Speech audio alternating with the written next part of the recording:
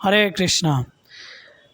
তো আজকে আমরা বলবো একজন মুসলমান ব্যক্তি কিভাবে ভগবান শ্রীরামের কাছে প্রার্থনা করেছেন, আর তার প্রার্থনা শুনে ভগবান তার ইচ্ছা পূরণ করেছে, তাকে অনেক বড় বিপদ থেকে রক্ষা করেছে, সে বিষয়ে আপনাদেরকে জানাবো।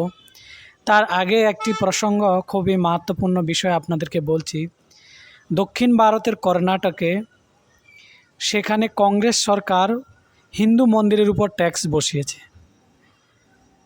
বলছে কোনো হিন্দু মন্দিরে যদি 1 কোটি টাকা জমা পড়ে, তো সেখান থেকে 10% রাজ্য সরকারকে দিতে হবে। মানে কত ভয়ঙ্কর একটা পরিবেশ তারা সৃষ্টি করছে। তার উল্টো তারা মুসলমান সংগঠনকে বা মুসলমানদেরকে 200 কোটি টাকা দিচ্ছে, আর খ্রিস্টানদেরকে 100 কোটি টাকা দিচ্ছে। তো এটা হচ্ছে তাদের মানসিকতা।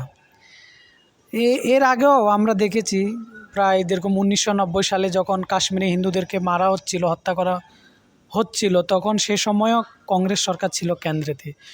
শুধু ছিল না, যে আতঙ্কবাদীগুলি হিন্দুদেরকে মেরেছে সে আতঙ্কবাদীদের সাথে তারা হাতও মিলিয়েছে তখনকার সময় প্রধানমন্ত্রী মনমোহন সিং। তো এটা হচ্ছে তাদের একটা প্রতিবিম্ব, মানে তাদের একটা স্বরূপ। তো এখন হিন্দুদেরকে ভাবা উচিত, চিন্তা করা উচিত যে তারা কাকে ভোট দেবে।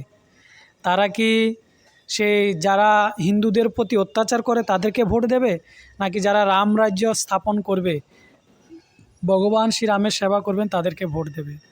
এটা হিন্দুদেরকে চিন্তা ভাবনা করা। তো যে প্রসঙ্গটা আমরা বলতে যাচ্ছি, যে একজন মুসলমান, সে অনেক বছর ধরে সৌদি আরবে আছেন, কিন্তু 10 মাস ধরে সে কাজ না পেয়ে সে দেশে আসার জন্য অনেক চেষ্টা করছে, কিন্তু সে আসতে পারছিল না। তার বিভিন্ন রকম সমস্যা সেখানে হচ্ছিল।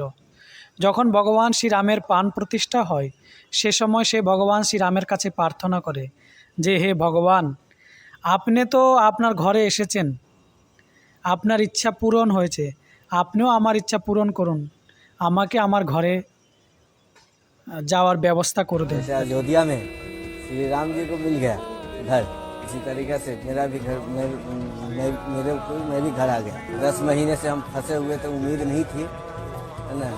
जब श्री राम जी को जब खबर चलने के बाद मालूम पड़ा, हम भी बहुत इसमें थे कि आपको হ্যাঁ, তো ও বলছে ওই কথাগুলি বলছে যে আমি অনেক দিন ধরে সৌদি আরবে থেকে বাড়িতে আসার চেষ্টা করছি, কিন্তু হচ্ছিল না। তো আমি ভগবানের কাছে প্রার্থনা করেছি, তারপর ভগবান আমার প্রার্থনা শুনেছে।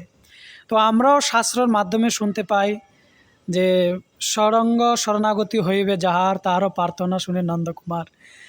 যারা হৃদয় থেকে ভগবানের কাছে প্রার্থনা করবেন, ভগবান অবশ্যই তার প্রার্থনা স্বীকার করেন। এটা আমাদের বাস্তবিক জীবনে, নিজের জীবনের অভিজ্ঞতা আমরা অনেক দেখেছি। ভগবানের কাছে প্রার্থনা সবসময় করা উচিত, আর ভগবান সবার প্রার্থনা শোনেন। হরে কৃষ্ণা।